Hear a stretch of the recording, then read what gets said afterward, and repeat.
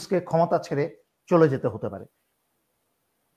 Doctor Yunus অন্য কারোর হাতে ক্ষমতা ছেড়ে দিয়ে চলে যেতে হতে পারে ৩রা আগস্টের সমাবেশকে কেন্দ্র করে। এখানে হয় খুব একটা ভালো কিছু হবে, আর নয় খুব একটা খারাপ কিছু হবে। সবগুলোই বদমাইশ।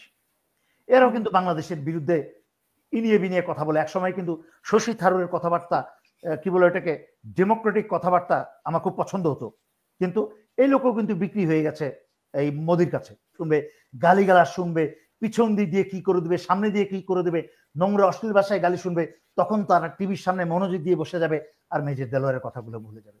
এই জন্য তো এই জাতি বারবার মারা খায়।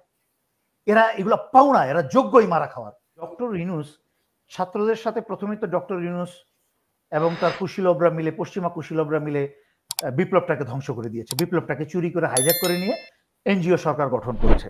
কিন্তু তখনও কিন্তু ওই নাহিদরা, হাসনাতরা, বাচ্চা ছেলে পেলে এরা বুঝতে পারছে না। তখনও বুঝতে পারে না যে চোখের সামনে বিপ্লবটা চুরি করে নিয়ে ওদেরকে বিপদে ফেলেছে। এর আগে অনেকগুলো পোস্টে এবং আমার ভিডিওতে বলেছি, আপনার অনুষ্ঠানে বলেছি যে ৭৫-এর ফাঁসি ৩৫ বছর পরে ২০১০ হলেও কিন্তু হয়েছে। এই ছেলে পেলেগুলোকেও কিন্তু ডক্টর ইউনূস তারা ফাঁসি রশির দিকে ঠেলে দিচ্ছে। ডক্টর ইউনূস এই ছেলেগুলোকে এত দুর্বল হিসাবে তাদেরকে অপমানজনকভাবে ব্যবহার করছে, যেভাবে একটা শিশুকে মা যখন খাবার খাওয়ায়, যে আরেকটা খাও, এটা খেলেই তোমাকে আমি কার্টুনটা দেখতে দিব, বা তোমাকে এইটা খেলনাটা কিনে দিব, আরেকটা খাও তারপরে খেলনাটা কিনে দেবো। এইভাবে কিন্তু ডক্টর ইউনূস ৮ই অগস্টের পর থেকে কিন্তু জুলাই আগস্টের কথা কয়েকদিন পরে পরেই বলেছে, এই যে আমরা দিব, এই যে আমরা দিব। ১ বছর কিন্তু পার হয়ে গেছে, দেয় নাই। প্রথম কথা হচ্ছে এইটা। সুতরাং স্পষ্টতই ডক্টর ইউনূস জুলাই আগস্টের কোনো ঘোষণা দেওয়ার তার কোনো সদিচ্ছা নাই। দ্বিতীয়ত, আপনি যেটা বলেছেন জুলাই আগস্টের, সেইটার ভিতরে তার কন্টেন্টস গুলা কি থাকবে। যেই জুলাই আগস্ট বিপ্লবের ঘোষণাপত্র একমাত্র দাবিদার হচ্ছে যারা বিপ্লব করেছে, যারা জীবন দিয়েছে, এবং তাদের পক্ষের থেকে প্রতিনিধি হয়ে যেই সব বিপ্লবীরা সেই দাবি করছে, একমাত্র তারাই হচ্ছে দাবিদার। কিন্তু ডক্টর ইউনূস যত আজে বাজে রাজনৈতিক দল, যাদের কোনো নাম নাই, ঢাল নাই, তলোয়ার নাই, নিধিরাম সরকার, সেই সব রাজনৈতিক দলকেও উনি উনার অফিসের ডেকে চা নাস্তা খাইয়ে সম্মান করে তাদের মতামত দিচ্ছে জুলাই বিপ্লবের ঘোষণাপত্রের কন্টেন্টস কি হবে। সুতরাং হোয়াট ডু ইউ এক্সপেক্ট এর কাছ থেকে? এর থেকে আপনি ভালো কি আশা করেন? এখন সবচেয়ে ইম্পর্টেন্ট, গুরুত্বপূর্ণ জায়গায় চলে আসি। ৩রা আগস্টে এনসিপি যেই সমাবেশের ডাক দিয়েছে, আমি যতটুকু জানি সেই সমাবেশে জামাত এবং আরো সমমনা দল তারা অংশগ্রহণ করবে, এবং তাতে কিন্তু বাংলাদেশে আমার মন বলছে একটা ঐতিহাসিক পরিবর্তনের, আর একটা ইতিহাস সৃষ্টির দিকে বাংলাদেশে যাওয়ার সম্ভাবনা, বিশাল সম্ভাবনা আছে। এমনও হতে পারে, অবাক হবেন না, যে ডক্টর ইউনূসকে ক্ষমতা ছেড়ে চলে যেতে হতে পারে। ডক্টর ইউনূস অন্য কারোর হাতে ক্ষমতা ছেড়ে দিয়ে চলে যেতে হতে পারে ৩রা আগস্টের সমাবেশকে কেন্দ্র করে। এখানে হয় খুব একটা ভালো কিছু হবে, আর নয় খুব একটা খারাপ কিছু হবে। কিন্তু এখন থেকে আরম্ভ করে ৩রা আগস্টের মাঝখানে তো সামান্য কয়েকদিন মাত্র। এই সামান্য কয়েকদিনে তো আওয়ামী লীগ এবং ভারতের যেসব ষড়যন্ত্র, যেসব অস্ত্রশস্ত্র, তার তো কিছু উদ্ধার হবে না।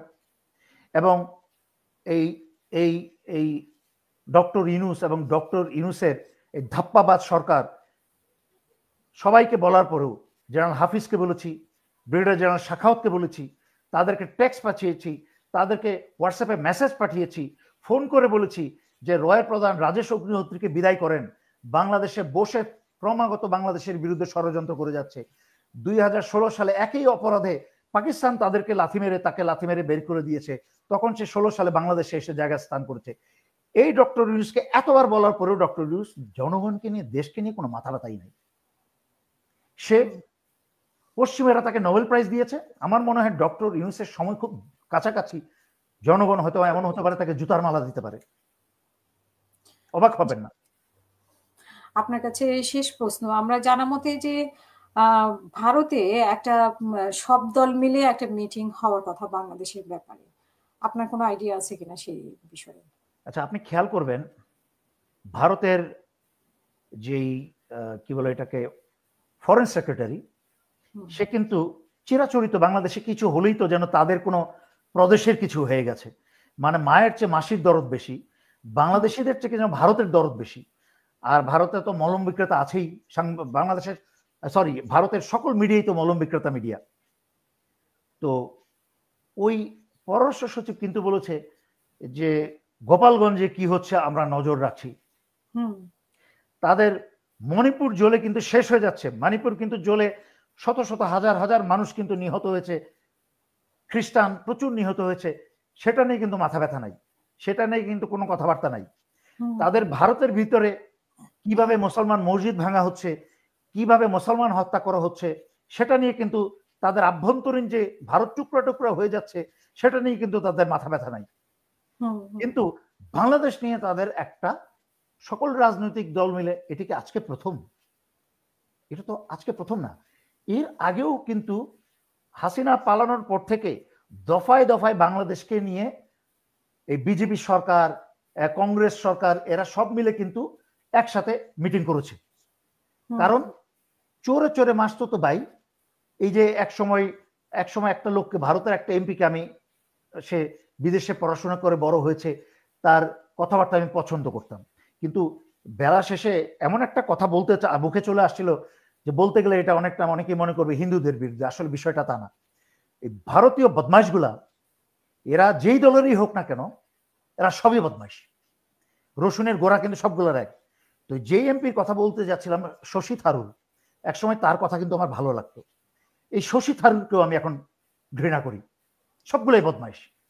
এরাও কিন্তু বাংলাদেশের বিরুদ্ধে ইনিয়ে বিনিয়ে কথা বলে। একসময় কিন্তু শশী থারুরের কথাবার্তা, কি বলে এটাকে, ডেমোক্রেটিক কথাবার্তা আমার খুব পছন্দ হতো, কিন্তু এই লোকও কিন্তু বিক্রি হয়ে গেছে এই মোদির কাছে।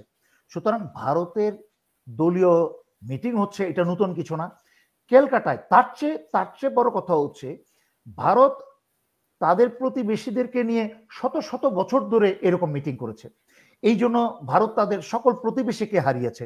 আমি এটা নিয়ে আজকে থেকে 3-4 বছর আগে লাইভ করেছি, প্রতিটা প্রতিবেশীর ম্যাপে ছবি দেখিয়ে দেখিয়ে যে কি জন্য ভারত তাদের প্রতিবেশীকে হারিয়েছে। সর্বশেষ বাংলাদেশ বাকি ছিল, বাংলাদেশকে হারিয়েছে। বাংলাদেশ হারানোর আগে বাকি ছিল মালদ্বীপকেও হারিয়েছে।